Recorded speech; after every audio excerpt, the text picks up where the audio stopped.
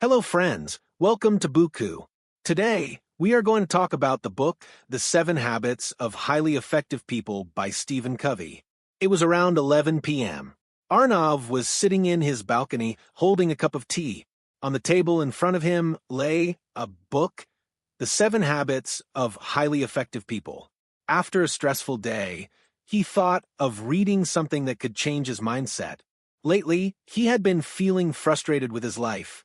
Everyone at work seemed to be progressing, achieving something, while he was stuck being just an average employee. Things felt out of his control, as if his life was in someone else's hands.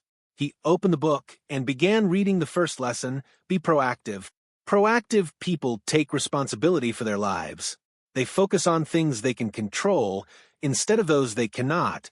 Arnav found this line strange. If my boss doesn't promote me, how is it my fault? He questioned.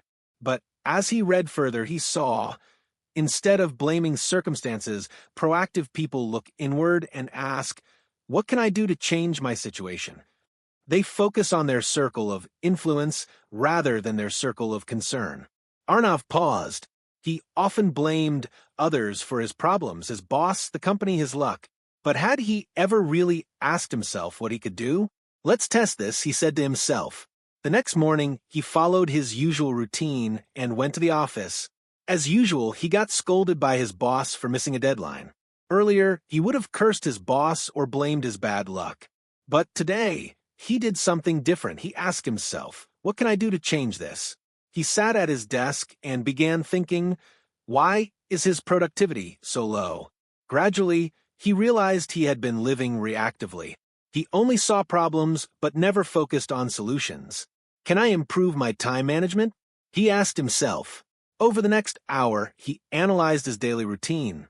He found that he wasted a lot of time on social media, random gossip, pointless meetings. Okay, so the solution is to manage my time better, he concluded. He decided to make small changes. First, as soon as he reached office, he made a list of important tasks and committed to finishing the most important ones first. Second, he talked less in meetings and listened more, so he could contribute only to meaningful discussions. Third, he minimized social media and useless distractions. He installed an app on his phone to track how much time he was wasting and where. Now, he had to wait a few days to see if these small changes made any difference. 3 weeks later, Arnav began to feel a change. His performance was improving, complaints from his boss had reduced, and surprisingly, the same boss praised him one day. Good work, Arnav. You're improving. For the first time, he felt that he had some control over his life. He wasn't just waiting for things to happen, he was actively making them happen. That night, he opened the book again and thought, if the first habit was this impactful, what would the rest be like? For the first time, he felt some control returning to his life. After adopting Be Proactive, he had started seeing things differently. He wasn't just reacting anymore. He was making conscious decisions. But he still felt something was missing. Sure, he had made improvements in his job, but was that his end goal? Was he going to spend his entire life just becoming more efficient? He looked at the senior managers in his company. Even after years of hard work, they looked stressed and unhappy. If that was the final destination, did he really want to follow this path? That night, he opened the next chapter. Begin with the end in mind. Before you take action, envision your ultimate goal. What do you truly want in life? What legacy do you want to leave behind? Arnav was confused. Legacy? End goal? My life isn't even on track right now. How can I think about such big questions? But then he thought 20 years from now, when I look back at my life, what will I see? He read further. Create a personal mission statement that defines your purpose, values, and long-term vision. A mission statement? Like companies have? He thought, why not treat my life like a company? If companies can't run without a vision, how can a person live a life without one? The book included an exercise. Imagine your own funeral. People are gathered to talk about your life. What do you want them to say about you? Reading that gave Arnav goosebumps. If I died today, what would people say? He was a hardworking employee? He always met his deadlines? No, he wanted something more than that. If you like our free summaries, you can subscribe to our channel by membership or support us via UPI. Now, back to the summary. He opened his diary and began writing. I want people to say that Arnav didn't just survive through life, he created something that inspired others. I don't want my life to be a story of chasing a paycheck. I want it to be a story of meaningful impact. But what did he really want? He thought about it. Did he really want to stay in a corporate job forever? Or was there something else inside him? He recalled his old memories. He used to love writing. As a child, he wrote stories. But as he grew up, that dream got buried under the weight of practical life. Can I really pursue writing? At first, the thought felt unrealistic. Where's the money in writing? But then he read another line from the book. Don't limit yourself based on your current circumstances. Envision what you truly want, and then align your actions accordingly.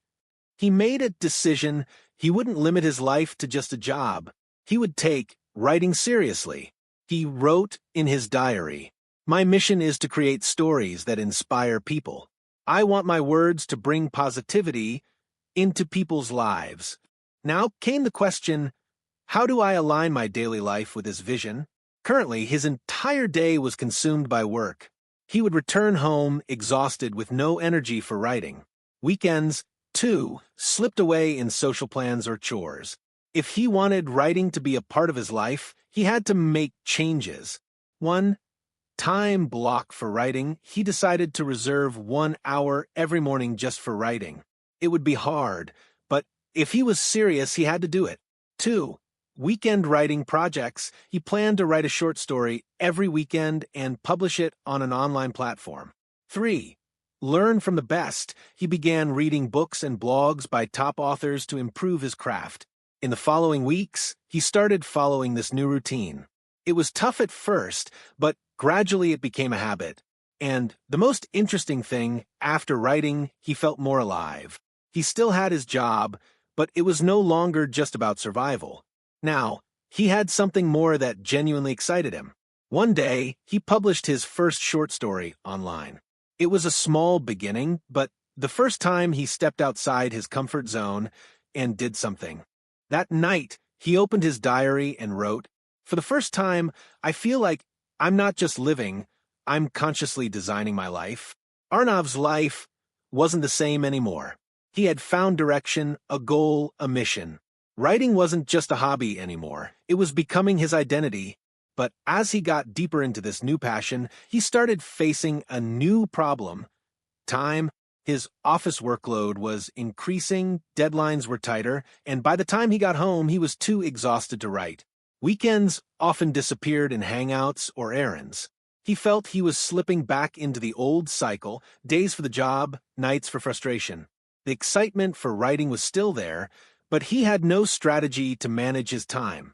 One night, sitting in the balcony, he opened the book again and read the next lesson. Put first things first.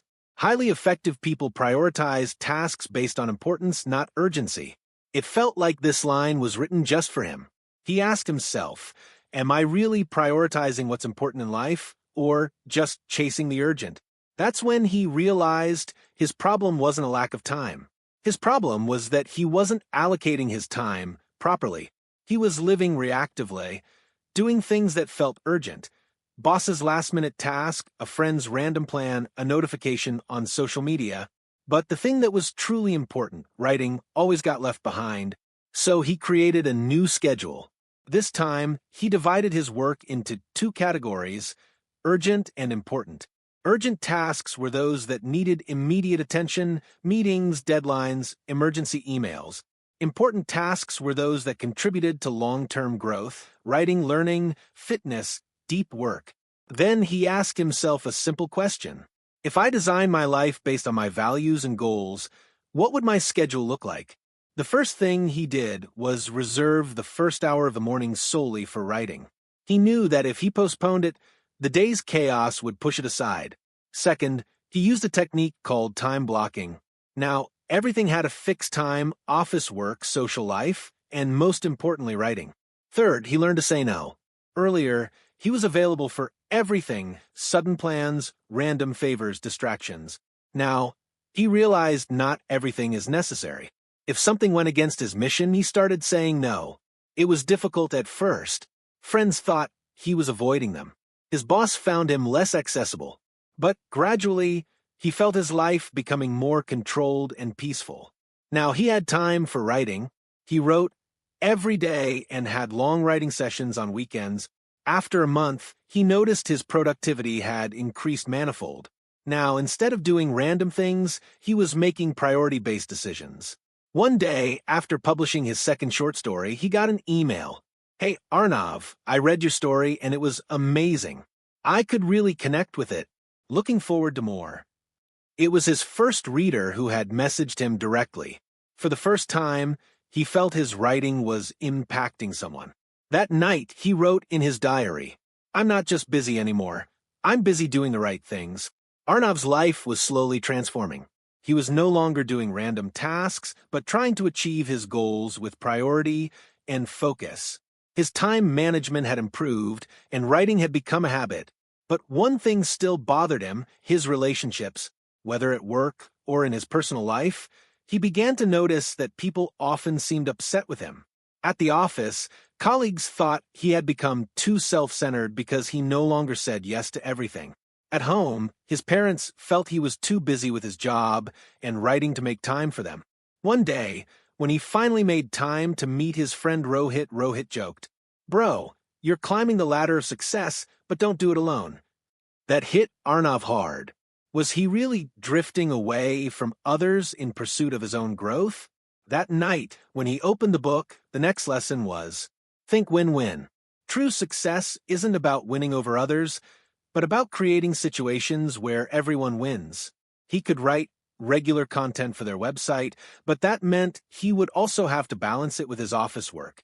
The old Arnav might have immediately said yes and then overloaded himself.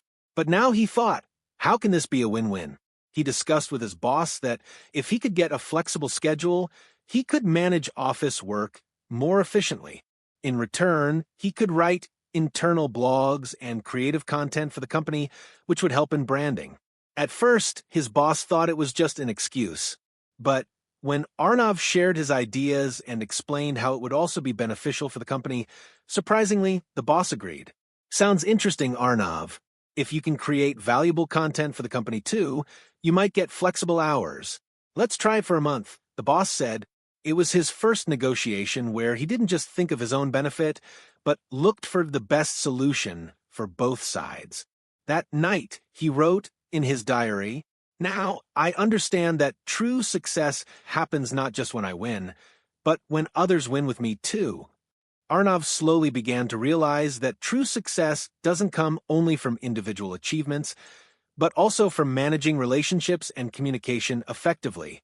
Through Think Win-Win, he understood collaboration and mutual benefit.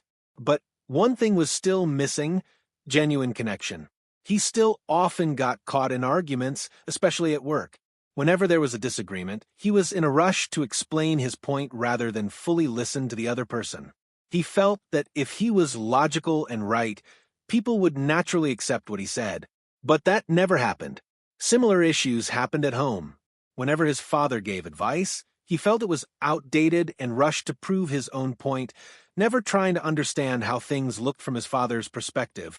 One day, when he opened the 7 Habits of Highly Effective People again, the next lesson was, seek first to understand, then to be understood. Most people don't really listen. They listen with the intent to reply.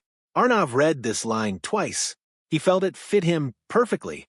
He considered himself a good communicator, but was he truly trying to understand others? Or was he just in a hurry to respond? For the next few days, he observed himself. Whenever someone spoke to him, he would start forming replies in his mind instead of fully listening. Now, he decided to try a new experiment. He would try to listen fully, without interrupting or judging. The first opportunity came at work. One day, a junior in his team, Vikas, came to him and said, "Bro, I think there's an issue with our project strategy." The old Arnav would have immediately gone into defense mode. "No, the strategy is right, you just don't fully understand it." But this time, he consciously stopped himself and asked, What do you think the issue is? After some hesitation, Vickis explained how the strategy might not be effective long-term and suggested improvements. For the first time, Arnav found himself focused solely on listening, no interruptions, no counterarguments. When Vickis finished, Arnav thought, maybe this is actually a valid point. You make sense, Arnav said. Let's think more about it and work on some modifications. Vickis's face lit up. He hadn't expected Arnav to take his point so seriously. It was the first time Arnav realized that just by listening, relationships could improve. He used the same technique at home. One night, when his father again started talking about career and stability, Arnav didn't react this time. He just listened fully. Son, I just want you to be financially / music fades in and out. This time, Arnav calmly responded, Dad, I understand your concern. You don't want me to invest time in something that might be risky in the future. But I'm doing it in a well-planned way. My job will remain a priority, and I'll build my writing slowly. For the first time, his father looked calm. If you've thought it through, that's okay. I just wanted to be sure you're not taking a big step without thinking, he said. Arnav realized that real communication isn't just about expressing your views, but also about understanding the emotions and perspective of the other person. Now, whenever he talked to someone, he followed a new mantra. First understand, then explain. Gradually, he saw people open up more with him. His relationships improved, and most importantly, his own perspective expanded. That night, he wrote in his diary, I used to think communication meant expressing myself.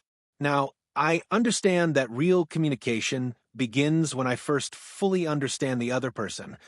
Arnav's life was no longer the same. He had learned a lot from the 7 habits of highly effective people: proactiveness, clarity, prioritization, collaboration, and empathetic listening. But the real question was, could all this truly transform his real life? So far, he had understood each habit individually. But could they all together change his life? One day, a major issue arose at work. An important client was backing out of a deal. Management called the entire team for an urgent meeting. We have 2 options, the boss said. Either we negotiate aggressively to keep the client or let them go and focus on new ones. The whole team got into a heated discussion. Some wanted forceful negotiation, others felt dignity should be maintained. Arnav was deep in thought. The old Arnav might have jumped in with a logical argument, but now he followed seek first to understand, then to be understood. He tried to think from the client's perspective. If they're backing out, there must be a genuine issue. Are we even trying to understand what their real problem is? Arnav asked. The boss looked at him in surprise. You mean, we're only thinking from our side? Maybe they have a financial or strategic issue. Have we even tried to talk empathetically? He asked. The boss paused and then said, What do you suggest we do, Arnav? Arnav suggested setting up a meeting to first understand the client's concerns and then propose solutions. The next day, they met with the client.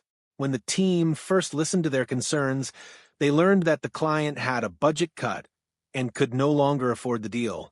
Is this a permanent decision? Arnav asked. No, but for now, we need a pause, the client said. If we offer flexible payment options and some customization, would you reconsider the deal? The client thought and said, If that's possible, then we're interested. As the meeting ended, the boss looked at Arnav. That was smart. We could have gone with aggressive tactics, but then the client might never come back. Now, we have a chance for a better long-term relationship. For the first time, Arnav realized that true success comes not just from logical arguments, but from deep understanding. Things at home also began to change. Now, whenever his father talked to him about his career, Arnav would first listen completely. He had found a balance between his job and writing. One night, his father called him and said, You've really grown up, son. Earlier, talking to you was hard. Now, it feels like you truly understand. Hearing this made Arnav happy. For the first time, he felt he had grown not just in his career, but also in his relationships. A few months later, Arnav's first book was published. It was a big moment for him. He hadn't just written a book, he had transformed himself into a completely different person. At the launch, surrounded by friends, family, and colleagues, he sat holding his book and wrote on the last page. Success isn't just a destination, it's the result of the right mindset and the right habits. Arnav's journey had reached its peak. He had learned a lot from the 7 habits of highly effective people. Each habit had given him a new perspective and changed his life. But were these changes just temporary? Or had he truly adopted a new mindset? Sitting at his book launch, memories of the past few months swirled in his mind. The journey hadn't been easy, but he had learned something at every step. Be proactive, take responsibility. Earlier, he used to blame external situations, his office, family expectations, lack of time. But once he understood that he could choose how to respond, everything changed. Now, whenever a challenge came, he didn't make excuses, he looked for solutions. This mindset shift was the first step in his growth. Begin with the end in mind, define clear goals. He stopped working aimlessly and defined long-term objectives. He asked himself, what do I truly want? He wrote a personal mission statement and gained clarity. He realized he didn't just want to survive in a job, he wanted to grow his passion for writing. Put first things first, prioritize important tasks. With clear goals, the next step was to do what mattered most. Earlier, he wasted time on random things. Now he managed his time smartly, balancing writing, work, and personal life. Think win-win. Find mutually beneficial solutions. He learned that success isn't just about competition, everyone can grow together. He involved his team at work and understood his parents' perspective at home, which strengthened both relationships. Seek first to understand, then to be understood. Listen empathetically. This was his biggest change.